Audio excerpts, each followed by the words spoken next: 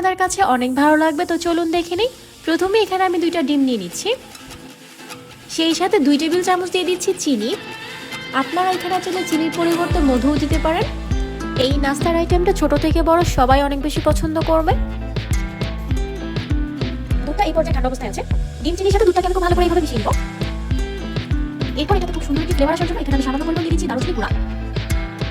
তবে আপনারা চাইলে এখানে সামান্য পরিমাণ ভ্যানিলা এসেন্সও দিতে পারেন আর দারুচিনি, আর এতে কিন্তু এর ফ্লেভারটা অনেক বেশি ভালো হবে। তো এখানে আমি 4 পিস পাউরুটি নিয়েছি। পাউরুটির সাইডে ব্রাউন অংশটাকে ছুরি দিয়ে এইভাবে কেটে নিচ্ছি।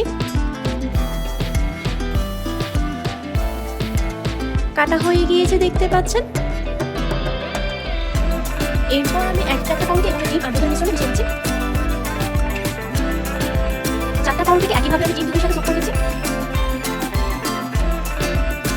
চুলায় ননস্টিকের ফ্রাই প্যান বসিয়ে দিয়েছি, আর এটা কিন্তু ননস্টিকের ফ্রাই প্যানটা ব্যবহার করতে হবে। এরপর এখানে আমি 1 টেবিল চামচের মতো বাটার দিয়ে দিলাম। ডিম আর দুধে ভিজিয়ে রাখা ঢাকনা দিয়ে ঢেকে চুলার আঁচ লোতে রেখে এটাকে আমি কয়েক মিনিটের জন্য রেখে দিব। কয়েক মিনিট পর ঢাকনাটাকে খুলে দিয়েছি। খুবই সাবধানে 2টা স্প্যাচুলা দিয়ে আমি এখন এটাকে উল্টে দিচ্ছি। এই সেম প্রসেস, তবে এইভাবে কয়েক পিস পাউরুটি একসাথে যদি খুব ভালো করে ভেজে নিতে পারেন তাহলে এর টেস্ট কিন্তু অনেক বেশি ভালো হবে। আর এটাকে প্রপারলি এইভাবে ভেজে নিতে পারলে এর ভেতরে কিন্তু কোনোভাবেই কাঁচা থাকবে না। এখন আমি আবারও ঢাকনা দিয়ে ঢেকে এটাকে কয়েক মিনিটের জন্য রেখে দিচ্ছি। কয়েক মিনিট পর ঢাকনাটা খুলে এখন উল্টে দিচ্ছি।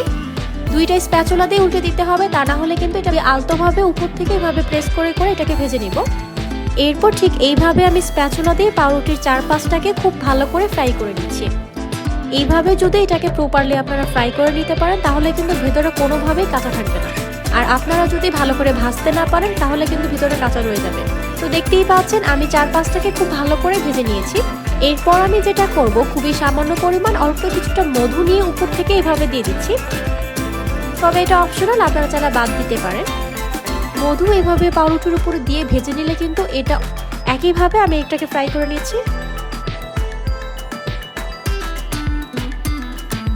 মধুর যে ফ্লেভারটা আছে সেটা এইভাবে ফ্রাই করে নিলে কিন্তু অনেক মজার হয়। ফ্রেঞ্চ টোস্টটা হয়ে গিয়েছে দেখতেই পাচ্ছেন। এখন আমি এটাকে সার্ভ করে নিব। এটা কিন্তু বাচ্চারা অনেক বেশি পছন্দ করবে, তাই চাইলে এটা বাচ্চাদের টিফিনেও দিতে পারেন। আর দেখতেই পাচ্ছেন ভিতরটা কতটা পারফেক্ট হয়েছে। রেসিপিটা কেমন লেগেছে কমেন্ট করে আমাকে অবশ্যই জানাবেন। এমন সব মজার আর নতুন নতুন রেসিপি পেতে আমাদের ফেসবুক পেজটা ফলো করে রাখতে পারেন। আজ এই পর্যন্তই, সবাই অনেক বেশি ভালো থাকবেন। আল্লাহ হাফেজ।